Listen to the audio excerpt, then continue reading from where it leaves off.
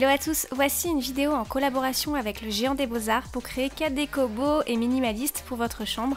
Ça peut aussi vous donner quelques idées cadeaux pour Noël vu qu'on est en plein dans la période. Allez, pour commencer, je vais vous montrer comment customiser des galets avec un motif mandala.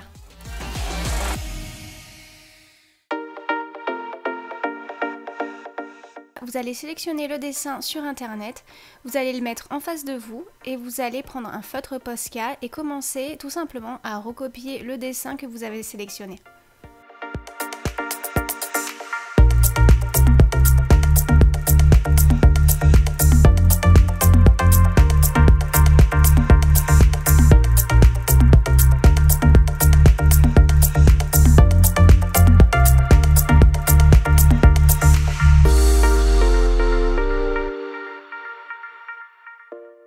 Voici le résultat, donc je vous conseille d'en faire plusieurs pour un rendu plus sympa et aussi vous pouvez les faire avec un feutre Posca blanc.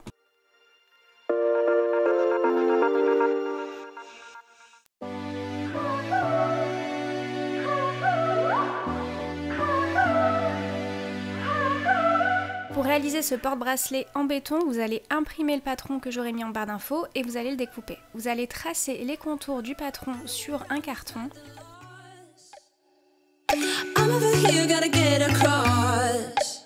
Découpez le triangle et tracez les contours sur les 3 autres côtés restants.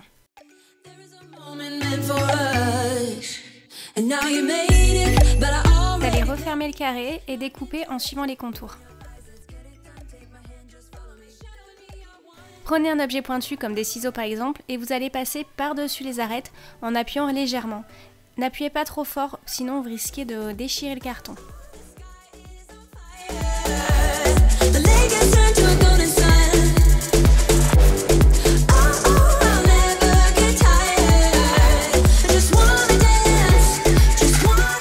On va mettre un tout petit peu d'huile d'olive avec un pinceau à l'intérieur du carton pour éviter que le béton n'adhère. On referme pour créer la pyramide et on va scotcher chaque arête. Donc n'hésitez pas à mettre plein de scotch pour éviter que le béton ne coule par les extrémités.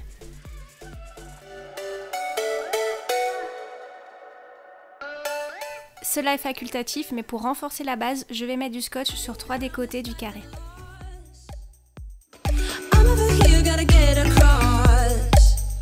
Je découpe le 4e pour pouvoir créer une ouverture. Je vous laisse regarder ça en image.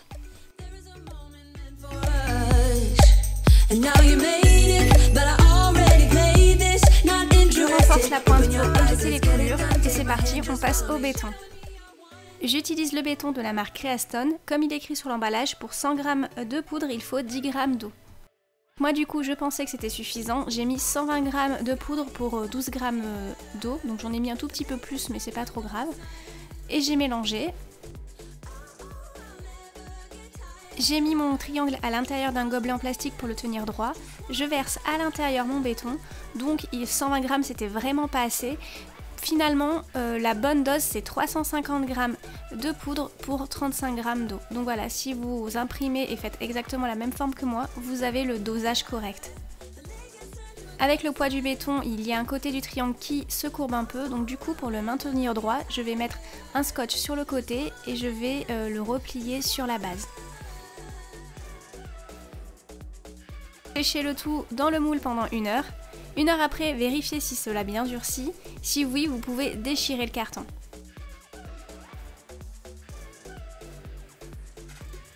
On peut constater que le triangle n'est pas au complet, mais c'est pas grave puisque je comptais plus tard arrondir la pointe.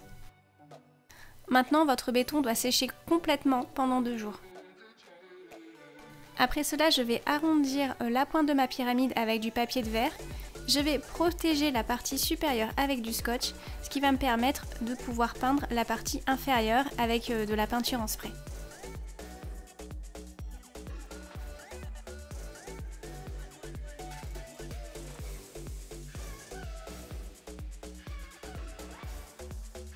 Une fois que la peinture a séché, décollez le scotch et voilà, votre pyramide est terminée. J'en ai fait une version plus petite pour pouvoir mettre les baguettes.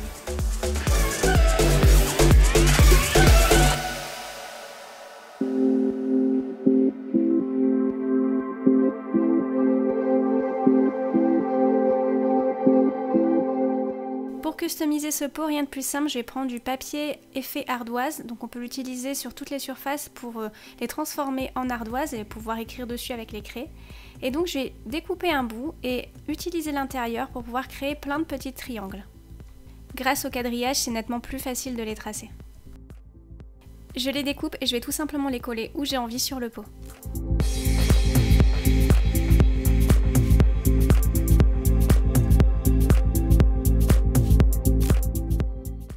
Une fois que c'est terminé, customisez-le comme vous avez envie. Vous pouvez sinon l'utiliser comme photophore.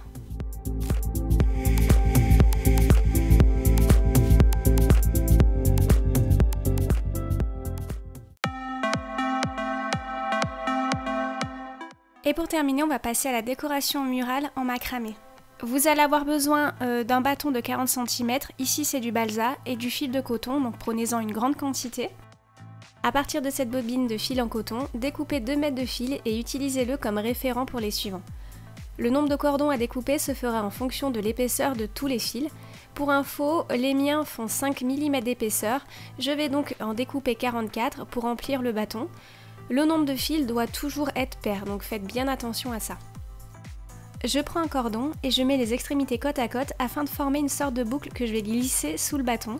Je vais donc passer les fils qui se trouvent dessous à l'intérieur de la boucle. Je serre et je fais exactement la même chose pour les 43 autres cordons. On va démarrer le tissage en macramé, donc on va commencer par la gauche et prendre les 2 premiers brins qui sont côte à côte. J'ai mis du scotch sur chaque cordon pour une meilleure compréhension, donc en gros, on va relier les 2 brins ensemble. Donc on ne touche pas aux cordons centraux en rose, on va prendre celui de gauche, le noir, et on va le passer par-dessus ceux du centre en rose. On prend maintenant le cordon de droite en vert et on le passe par-dessus le noir, sous les roses, et encore par-dessous dans la boucle de gauche. On serre et maintenant on va passer à l'autre côté. Donc en gros on refait la même chose mais dans le sens contraire. On prend le cordon noir qui est maintenant à droite, on le passe par-dessus ceux du centre en rose, puis on prend le cordon de gauche en vert et on va le passer par-dessus le noir, sous les roses, puis on va l'insérer à l'intérieur de la boucle de droite. Serrez et faites exactement la même chose pour les brins suivants, donc n'oubliez pas de les prendre à chaque fois 2 par 2. Pour continuer, je vous conseille avant d'attacher un cordon aux extrémités du bâton pour pouvoir pendre la création au mur, donc ça sera plus facile pour tisser. Moi je l'ai laissé à plat pour les besoins de la vidéo. Une fois que le tissage du premier rang est terminé. On passe à la rangée suivante, on constate qu'il y a un espace entre chaque nœud. On va donc réaliser toujours le même tissage macramé, 1 cm au-dessous entre les nœuds et on continue ainsi jusqu'à la fin. Donc comme vous voyez en image, pour réaliser le tissage, vous allez prendre 2 cordons de chaque nœud.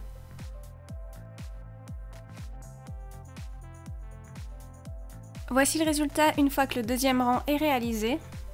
Pour les prochains rangs, c'est exactement la même chose. On crée un nœud entre chaque espace et ainsi la forme en V va naturellement se former.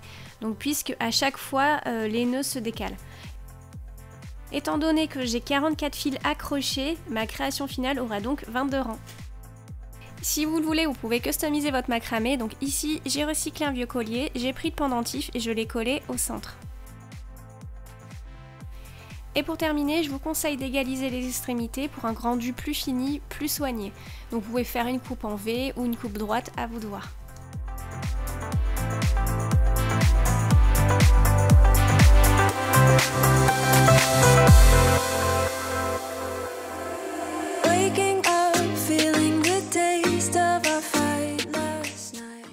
Et voilà, c'est terminé. Donc si vous souhaitez reproduire une ou plusieurs de ces créations, vous avez la liste du matériel en barre d'infos. J'espère que cette collaboration avec le Géant des Beaux-Arts vous a plu. N'hésitez pas à me dire en commentaire laquelle des créations vous avez préférées, je suis vraiment curieuse. Et aussi mettre un pouce vers le haut si vous avez aimé cette vidéo de ce style. Et j'allais oublier, si tu reproduis cette création, n'hésite pas à la partager sur Instagram ou Twitter avec le hashtag IsnatInspire et le hashtag Géant des Beaux-Arts. C'est toujours un plaisir de voir vos créations, de mettre un petit like et laisser un commentaire.